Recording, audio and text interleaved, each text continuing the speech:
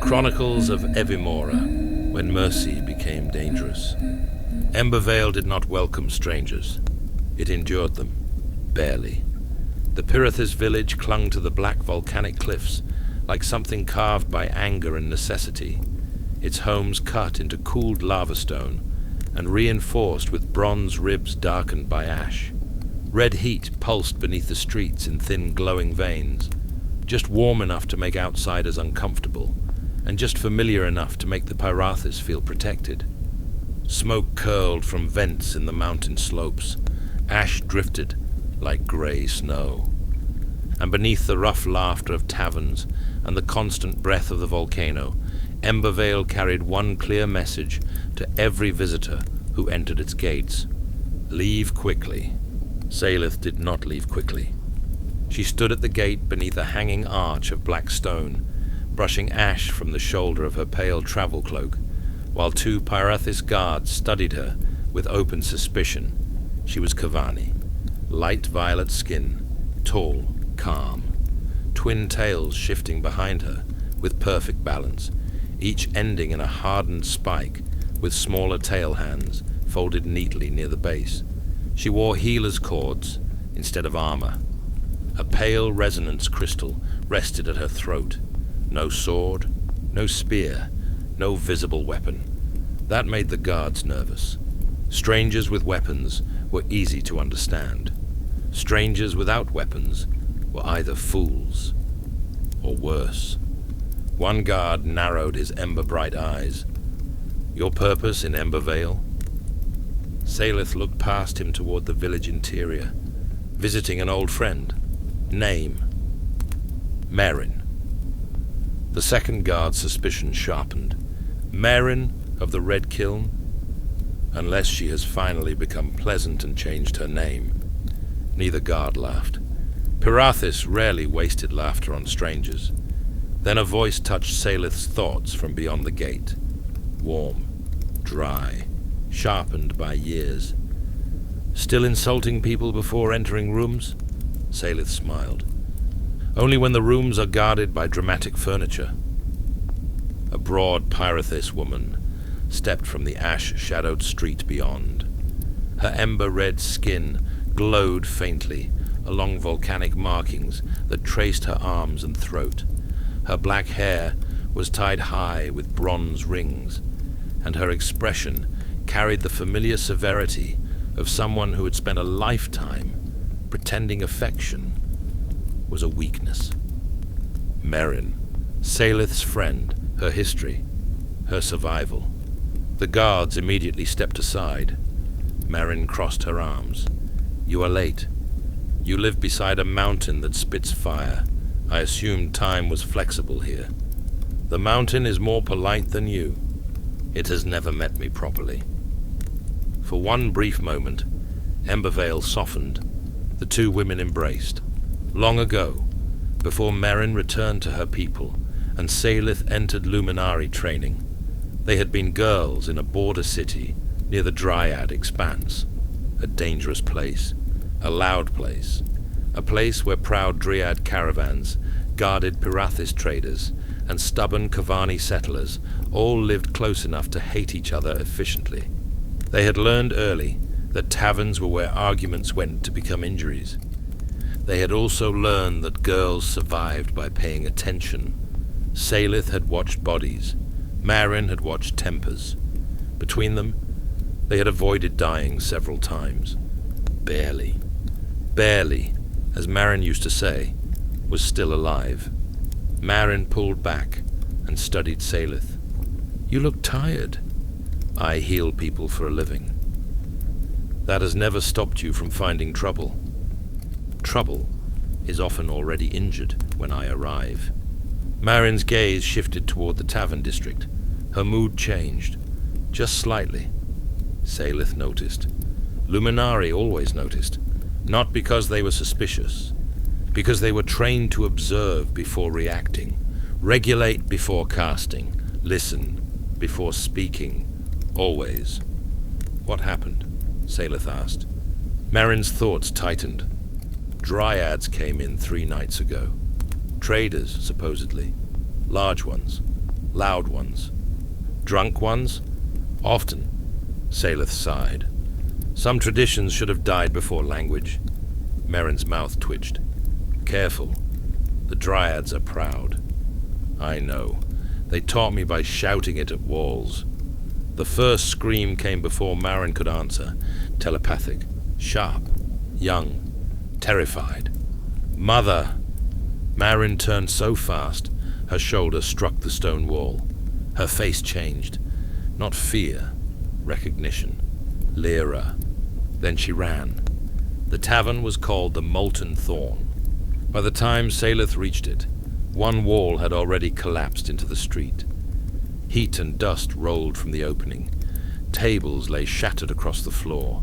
Pyrathis villagers backed away from the entrance, while ash swirled around their ankles. Inside, 3 Dryads stood amid the wreckage. Large, drunk, dangerous.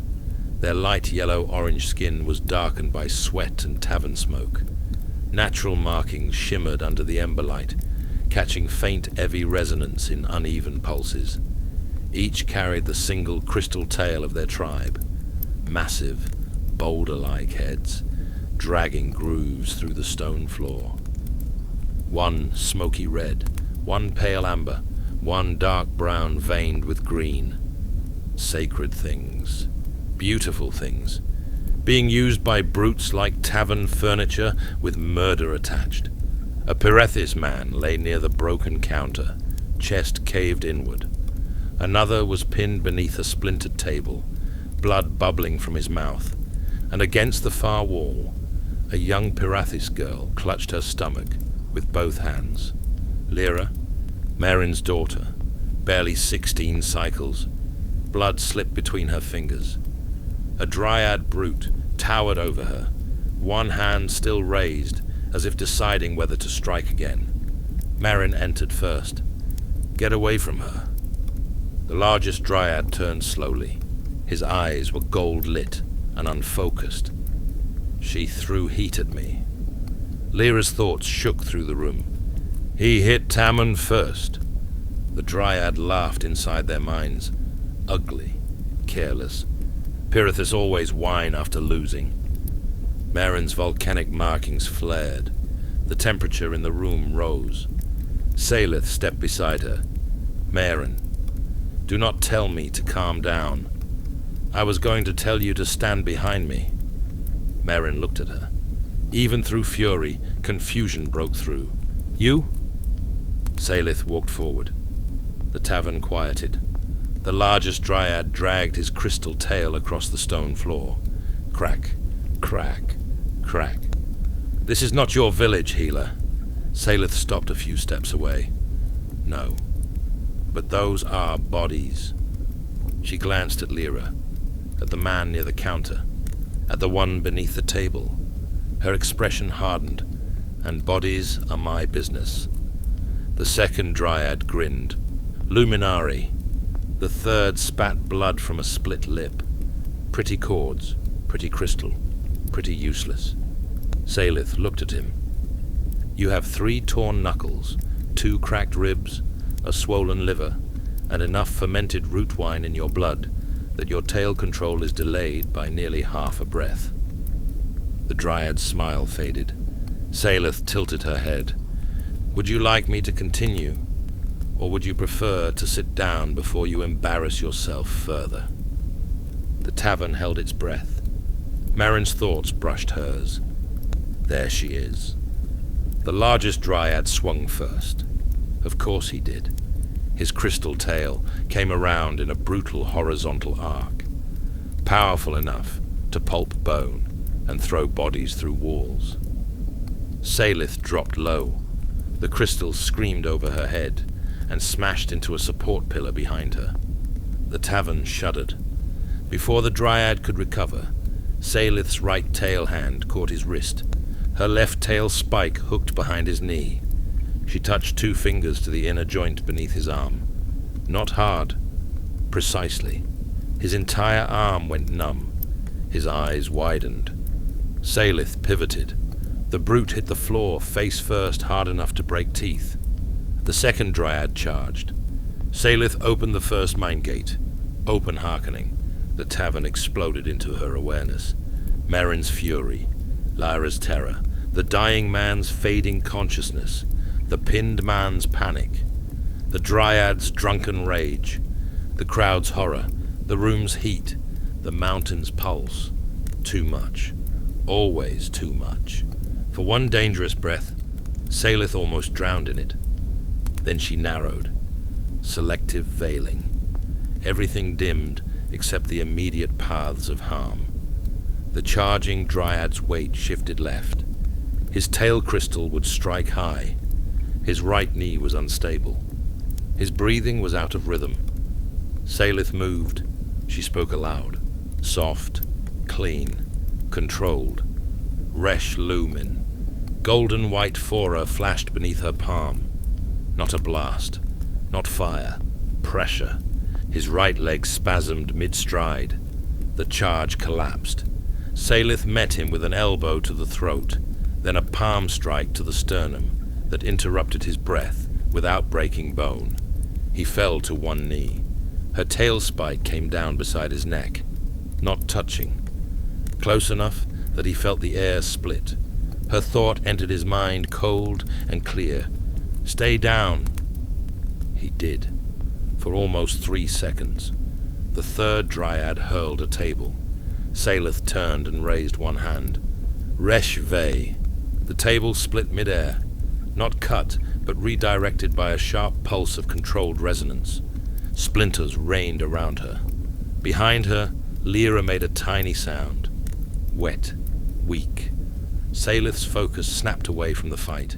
Liver tear. Internal bleeding. Rib fragments. Heat trauma. Shock. Too much. Too fast. The largest Dryad rose behind her, with a roar of thought and shame. I said move! His crystal tail lifted overhead. Merrin screamed through the tavern bond. Salith! The crystal came down. Salith did not dodge. She turned. Her eyes ignited pale gold. For one instant, every mind in the room felt her change. Not anger. Alignment. Vathrael. The deepest state. The terrifying place where thought, emotion, voice, intention, and Phora became one unbroken line. Her voice emerged like warm steel. Tyr Lumin Vath. Light erupted from her body. The falling crystals slowed, not stopped. Slowed. Enough. Salith stepped inside the ark and touched 2 fingers to the Dryad's sternum. The spell discharged through him. His body forgot how to stand. He collapsed backward, alive but unable to move. Salith caught his crystal tail with both hands before it crushed the floor, then gently set it down. That frightened the tavern more than if she had killed him, because everyone understood then. A healer who understands how to restore the body understands equally well how to unmake it. The second Dryad lunged again. Fool. Salith's twin tails moved faster than his eyes. One tail spike pierced through his shoulder and pinned him to the wall. The other swept his legs from under him. He screamed out loud, causing the air to distort in red strands of blurry vibrations as his own weight tore the wound wider. Salith leaned close. I told you to stay down. The third Dryad turned to run. Merrin stepped into his path. Her skin glowed volcanic red. You came to my village. The Dryad stumbled backward. I did not touch the girl. You watched. That was all she said. Then she hit him. Once. He dropped. Salith was already kneeling beside Lyra. Everything else disappeared. The tavern. The groaning Dryads. The ruined tables. The watching villagers. Only the girl remained. Lyra's thoughts flickered weakly. Mother? Merrin fell beside her. I am here. I am here. Salith placed both hands over the wound. Her twin tails curled around her body instinctively. forming a protective arc. Lyra, listen to me. The girl's eyes fluttered. It hurts. Good. Merrin's fear flared. Good. Pain means her mind is still holding the body. Salith looked at Lyra. You are going to hold it with me. I can't. You can. I am not asking politely. Healing was not kindness. That was the lie outsiders believed.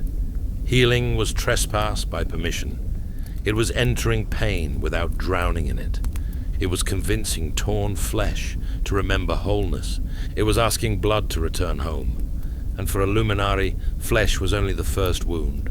Body, channel, mind, all one system. Damage to one always reached the others. Salith opened herself again. Open hearkening. Lyra's fear flooded her. The girl was not only bleeding, her Phora channel was spasming from shock. Her mind was beginning to split around the certainty of death. If Salith closed the wound and ignored the rest, Lyra might live and never be whole. Salith narrowed into selective veiling. Only Lyra, only the wound, only the song beneath the damage. Then she inhaled. Merrin saw the change. Her eyes widened. Salith. No. Salith did not look away from Lyra. I have to. A song. She is slipping. Merrin grabbed her wrist. Not a hymn. Salith finally looked at her. For one heartbeat, neither friend spoke. The forbidden, deeper harmonics hung between them. The hymns of renewal. Older than law, older than medicine. Too costly, too dangerous, too sacred. Salith's thoughts softened. Not a hymn. Then she turned back to Lyra. A song. She began to sing. Not loudly, not beautifully in the way taverns understood beauty, but a song more beautiful than most will ever hear in a lifetime. Her voice threaded through the room in layered harmonic tones that made the broken glass tremble and the spilled blood ripple. No one moved. Even the bound Driad stopped struggling. The song of restoration entered Lyra's body like light through cracked stone. It did not comfort. It repaired. It guided torn tissue back together, strand by strand. It realigned damaged Phora channels. It steadied the girl's panic before panic became fracture. Lyra screamed inside her mind. Salith held her there. Stay with me. It hurts. Yes. I can't. You're already doing it. Salith's voice deepened. The song split into two harmonics. One for blood, one for breath. Rib splinters shifted away from the lung. The torn vessel closed. Liver tissue sealed unevenly, then smoothed beneath Phora-guided pressure. The cost struck Salith hard. Her vision blurred. Blood ran from one nostril, then the other. She ignored it. The injured Pyrathis man near the counter coughed wetly, dying. The pinned man beneath the table had gone silent. Salith's song faltered. Merrin felt it. Can you save them too? Salith's jaw tightened. Not alone. Her gaze shifted toward the largest Driad on the floor. Still conscious. Still full of strength. Still full of Phora. Her eyes hardened. But he can help. The brute stared at her. Terror entered him. No. Salith's thought cut into him. You broke them. I will face tribunal. Later. She extended one blood-covered hand. Right now, you will pay in life force. His panic sharpened. That is forbidden. Without consent. I do not consent. Salith crawled close enough that he could see the pale fire in her eyes. Then watch the child die. Watch the men die. Watch their families look at you when your pride finishes what your crystal began. His thoughts shook. Rage. Shame. Fear. Then something cracked inside him that was not bone. Take it. Salith grabbed his wrist. Resh Luminari. Phora surged from him into her like desert heat, pulled through glass. He screamed. She turned the strength immediately into healing. The song widened. 3 lives now. Lyra, the crushed man. The pinned man. Salith split herself between them. Her voice trembled, but did not break. Golden white resonance flowed from her throat, her palms, her crystal focus, her markings. The tavern listened. The mountain listened. Even the ash outside seemed to pause in the air. Lyra gasped. The man by the counter dragged in one impossible breath. The pinned man twitched, then coughed. Alive. All 3 alive. Salith released the Driad. He collapsed unconscious. Not dead, but emptied. The song faded. Silence returned like something ashamed to interrupt. Marin caught Salith before she fell. You reckless, impossible woman. Salith tried to smile. Blood darkened her lips. The mountain is still less polite. Marin laughed once through tears and held her tighter. Dawn came red over Embervale. The 3 Dryads were bound in volcanic chain and placed under guard for tribunal. Not execution, not vengeance. The law of balance would decide. Correction, containment, or severance. Possibly all 3. The largest Dryad woke once before they took him. He looked toward Lyra, who sat wrapped in blankets beside her mother. His thoughts came small, broken. I did not mean to kill her. Salith stood nearby, pale but steady. That is why restraint exists. He could not meet her eyes. What will happen to me? You will answer for what your power became when your mercy failed to keep pace with it. He bowed his head. For once, he had no proud answer. The tavern was ruined. The wounded were alive. And the entire village of Embervale watched silently as Salith prepared to leave. Lyra, still weak, reached toward her mind. Will I scar?